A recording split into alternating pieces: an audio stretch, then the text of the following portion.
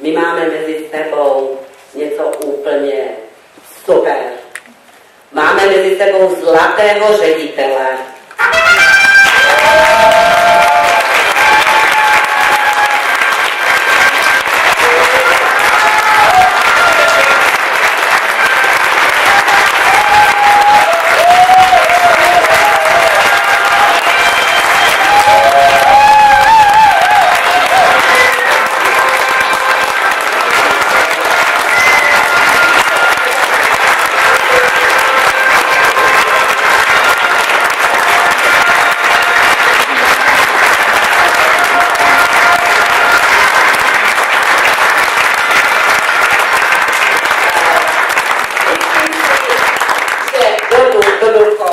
Dovol, abych tě poslíkala, pouznala.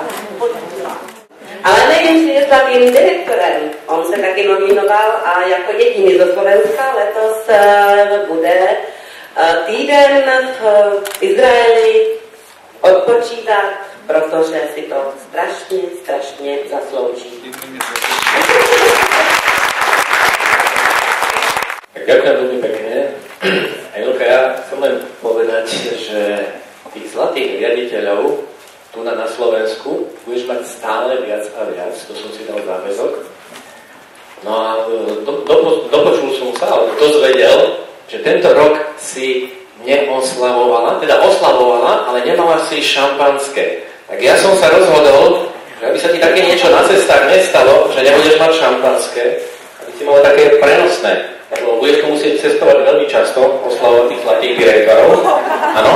Takže aby si to mala vždy, tak si to zoberieš. Ešte to tam taký remienok má cez plece. Poprosím ťa, podržíš mi trošku ten mikrofón. Podržím. Vidíte, to ze mne bude alkoholik. Oj.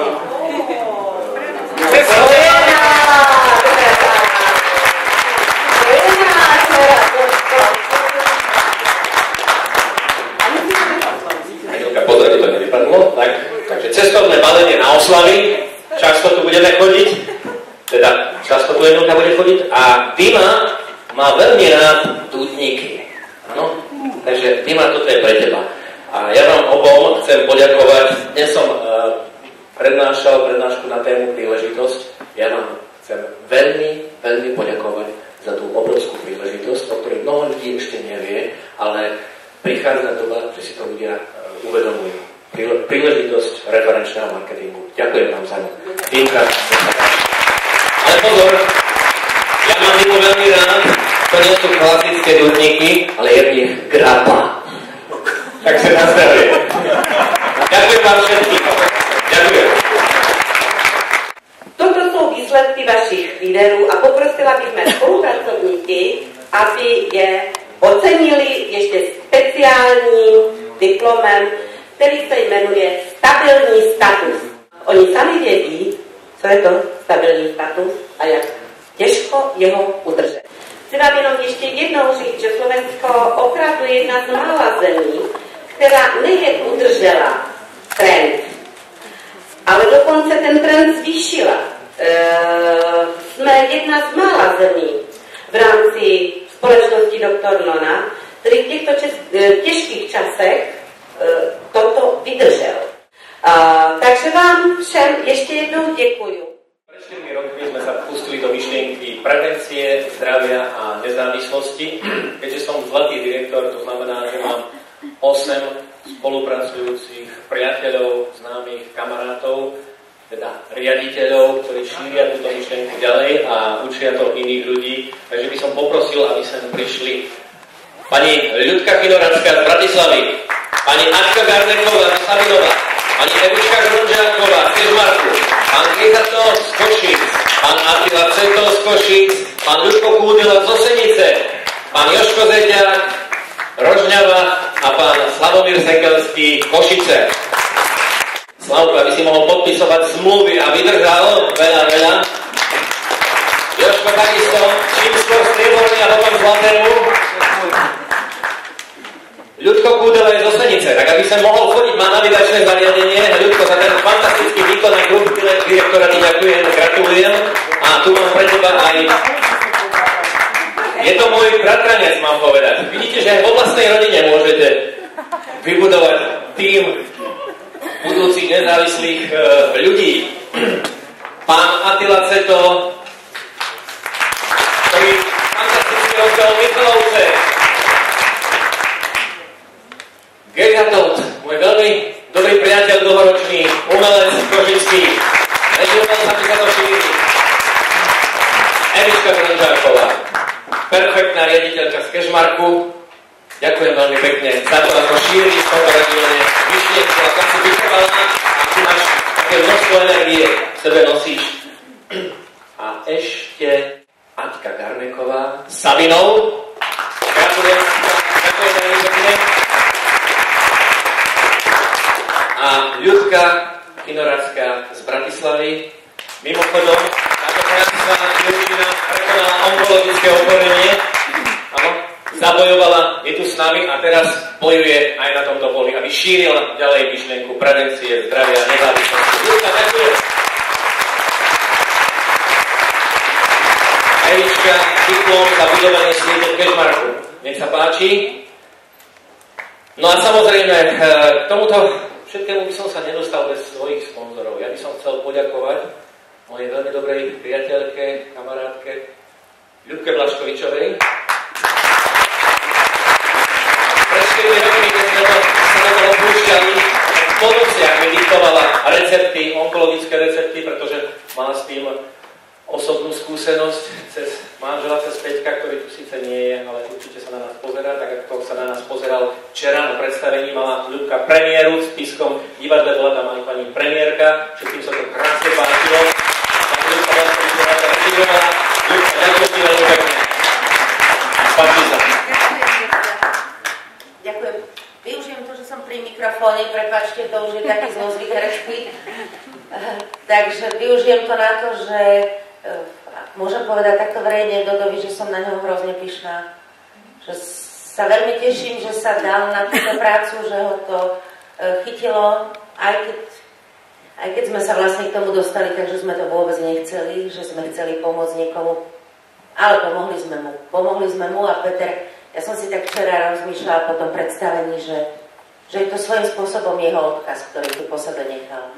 Tak ako to včerajšie predstavenie, ako sme sa tam stretli s Emilkou, s Dymom, s Palím, ako bežala v predstavení naozaj reklama na produkciu doktorky Nona a mnohí sa ma potom pýtali, že tá firma naozaj existuje, to fakt takto funguje. Aj to, že je naše logo na biltene a že šírime vlastne myšlienku a meno doktorky Nony aj cez kultúru. Sme tu naozaj mnohí umelci. Teším sa do toho, že sa ti to podarilo. Hrozne som hrdá, že som bola pri tom, že sa takýto riaditeľ narodil. Ešte chcem poďakovať pani Ivke Friedmanovej, pani psychologičke, ktorá má dosť svojich povinností, ale keď je potrebné, sadne s nami do auta a dokonca dokáže na otočku zvládnuť náročný deň, keď ráno vyrazíme do Bratislavy, odnášame 2-hodinovú prednášku a ešte tú noc sa vraciame naspäť a pritom ráno už máš prvých pacientov. Takže ďakujem ti veľmi pekne za tvoju trpezlivosť.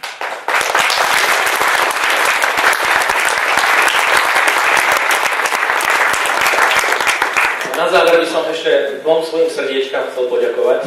Moja maminka, Cecília Filová. Mamka, ďakujem ti za to, že si ma vychovávala veľmi, veľmi slušne. Niekedy som bol to naštvaný, pretože som v živote narážal.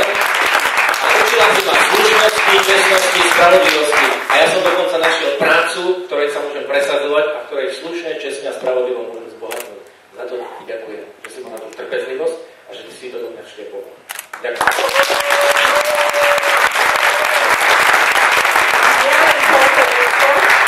Ty si tak nejak na mňa pozeral, že ťa nepochválim, alebo možno si to čakala do mňa, ale vieš, že bohužiaľ ako učiteľka, tak to museli byť výkony. Teraz si ho podal, takže Dodo, mám ťa rada a som na teba pyšná. Ďakujem. Ešte jedno srdiečko, ktoré mám s ním veľké plány. Mám tu koláž, ktorú majú aj Rusi na stene, my ju máme doma. My máme takú koláž, kde je doček, kde sú 3 deti, zatiaľ sú tam hlavičky a majú tam otázniky. Potom tam máme auto, kempingový voz, lebo chceme cestovať po Európe aj po svete, za krásami a za prírodou. Máme tam horský bicykel, máme tam verandu a máme tam Donček Primory, letné sídlo, kde chceme organizovať také semináre pre tých najlepších za odmen. Takže môjmu srdiečku som doniesol takéto srdiečko. Ďakujem ti veľmi pekne, že si trpezlivá. Toto sú ľudia, ktorí spolužujeme v Nevier, ktorí stoja za mnou, ktorí ma držia na tvoje. Ďakujem veľmi pekne. Pekný večer. Ďakujem. A ešte predtým výborný potlesk. Dámy a páni, ďakujeme. Ja mám ešte jednu takú milú povinnosť pred sebou. Ja vás poprosím ešte o 2 minúty trpezlivosti. My by sme ti chceli, Dodo, za všetkých tvojich vrchných sponzorov, za všetkých tvojich kamarátov a priateľov odovzdať jeden malý dar. Viete, ja som na pozícii master direktora, ako to bolo, ešte mám 2 pozície, kým budem na pozícii zlatého riaditeľa. Ešte potrebujem pracovať chvíľku.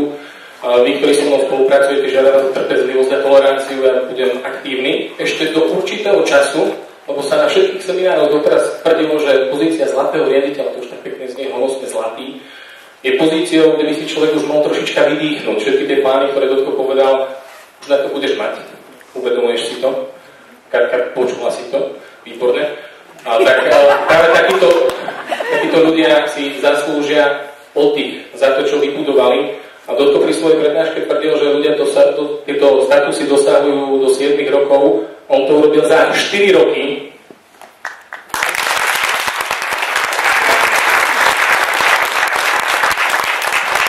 Preto mi dovol, aby som ti za nás všetkých, aby sme mali trochu pokoja od teba, odovzdal, ešte prečítaj to ty, dobre? Dotkovi a Katke poukaz na týždennú rekreáciu pri slovenskom mŕtvom mori. Týždeň plnej penzii Podhajskej.